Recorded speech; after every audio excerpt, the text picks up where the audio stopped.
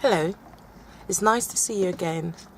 I just wanted to talk about something I've just been discussing with my friend. Is there a one size fits all relationship? Certainly no. It's not like, one of those onesies that someone buys for you and you say thank you very much and you wear, like my pastor said, a Christmas jumper, and just reminded me of onesies that I've gotten in the past where you're like, thank you. Oh, it's beautiful. It's one size fits all. And you go into it and you think this is really massive for me and I'm this big. But so comfy. I have onesies like that and you start wearing them every day because just so comfy to snuggle into them and go to bed and you feel really good. No, marriage is not like that. Relationships are not like that. I might like a medical doctor. You might like a handsome man like a bricklayer. To be honest, they make so much money. I might like somebody who, is at home most of the time to help me with the kids and stuff. And you might like a man who goes out there and shows them who is boss. So I might like a boss at home, you like a boss at work. We just all have different preferences. However, there are certain things that you cannot take away from. So things like trust in a relationship, friendship, which is so important. What was the next one now? Someone who is faithful, committed. These are things that you need to think about and think, I can do without these particular things.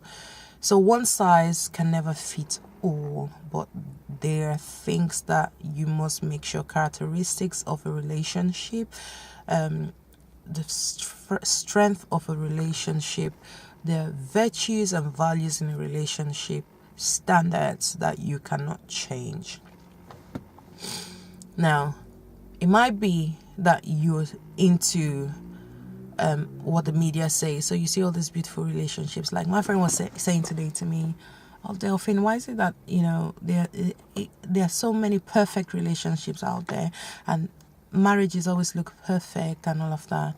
And I said, "No, there are gonna be days where you share the toilet with your husband. He's gonna see you give birth. When the pain starts, okay, maybe you first time mother, you decide it's not going to be there when I have the baby, or I'm just going to have cesarean, to push. And when the pain starts, you start spreading your legs and bringing out this baby, and he's standing there. He's going to see all of that.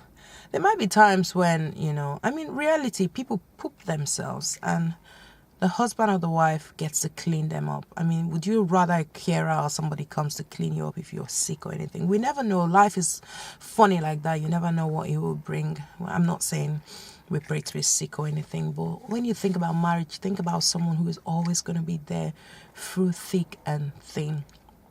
People want to change vows. They don't want to be saying for better, for worse, in sickness and in health. People want to be saying this beautiful, I love you forever. I remember the first time I saw you, your eyes were like heaven and your voice was like timber and it was sounding like Simba. Oh, listen. There's no one size fits all.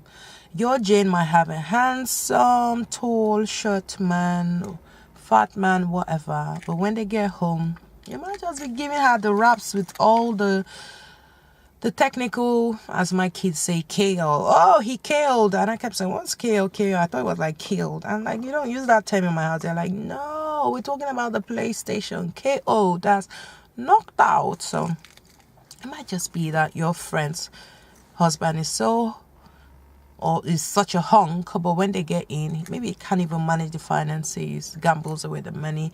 Nobody tells you that. But when they come out, they look perfect. When you see them on Facebook, holiday pictures, jacuzzi, spa. So tailor your relationship according to the materials you have. Look at yourself first. Are you 6 feet tall? Are you Naomi Campbell? Even if you're Naomi Campbell does not have a husband as far as I can remember. I'm not saying it in a bad way because one of my friends was a bit ticked off when I said that Taylor Swift made how many millions or billions last year. but couldn't find love. And she took it the wrong way. She actually felt like I was mocking Taylor Swift. But no, that's not what I was doing. I was basically saying life is so unfair that the one thing you want, you don't get. It's like people who are very rich and they can't have children. People who have children, they just can't take care of them. You know, life can be really funny. If you even look at the marriage counselors, many of them are not even married. I think the one who does the millionaires matchmaker, I was listening to her telling her life story the other day, and maybe she's married now, but as long as I remember, she hasn't really been lucky in love. So I'm not shaming anyone. I don't have a perfect life myself. What I'm basically saying is you need to wake up, smell the coffee. You know, life is not perfect. Just the way it's not perfect for me, it's not perfect for you. So stop looking for that perfect person. There is no Mr. Perfect. There is your Mr. Perfect. Sometimes women have to make our men. We need to push them. So if you come to me saying, Delphine, he's not motivated, he's not this, he's not that, it doesn't mean you should throw that relationship away based on that fact.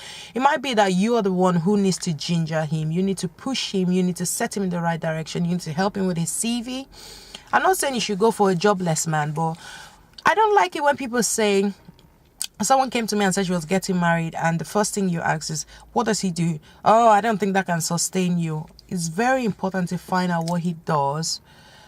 And someone was saying, oh, you can't marry prospects. To be honest, you can, because I've seen it work. If this man is someone who is hardworking, yeah, excuse me, he has prospects, and he's going in the right direction, and you feel led by God to marry this man, don't wait for him to break through before you marry him. You want a man on a shining white horse.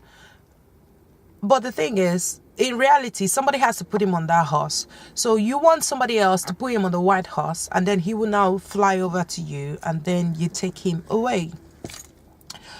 Life don't work like that. Sisters, the truth is, I don't want people waiting till they are 30, 40, 50, 60, then sitting at the bus stop and seeing their man go past with a beautiful car and a beautiful woman.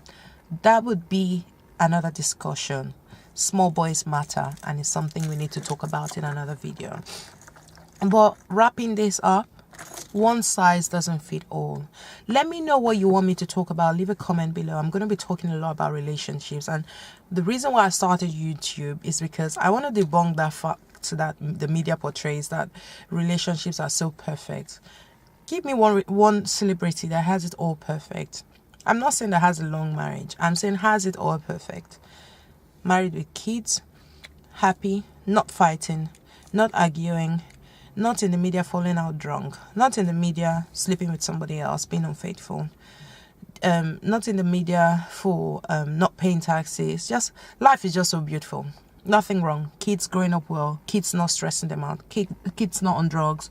They are not on drugs. There's no perfect one. None of them. Just call them. Let me hear. Is it Angelina Jolie? I wish them all the best. I'm just saying, I'm not perfect. They're not perfect. Why are you looking for Mr. Perfect? Based on what the media says. One size doesn't fit all. You might have a onesie and you might need to, do with what you have. So go in there, make it comfy, then start tailoring it to your size. That man might just be that onesie that you might need to work on, concentrate on working on. I hope this has been helpful to you. When you seek a man, make a list. Right hand side, write what you want. Left hand side, write what you don't want. Then sit down and really look at it. Give it some time. Go back to it and look at it. If you have, number 1, tall, 2, dark, 3, handsome, you have a bad list. You want a man that you're attracted to physically, but you don't want a man that gives you butterflies all the time. That's not normal, except you have a chemical imbalance. There are going to be days when he goes into the toilet, you're going to wonder what died in there. I'm not talking from experience, so don't start looking at my husband funny. I'm just saying, there'll be days when your husband will have a running tummy, or you would have a running tummy.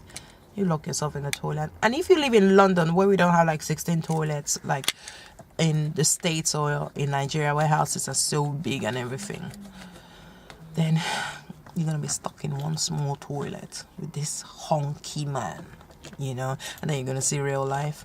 Gonna be days when maybe he comes home and he says, "I've lost my job, darling." What are you gonna do? Start beating yourself? I'm not gonna get a Prada bag, not gonna get this, and I'm gonna no. You pick up yourself and go walk. That's why I told my friend, stand up and look for a job yourself.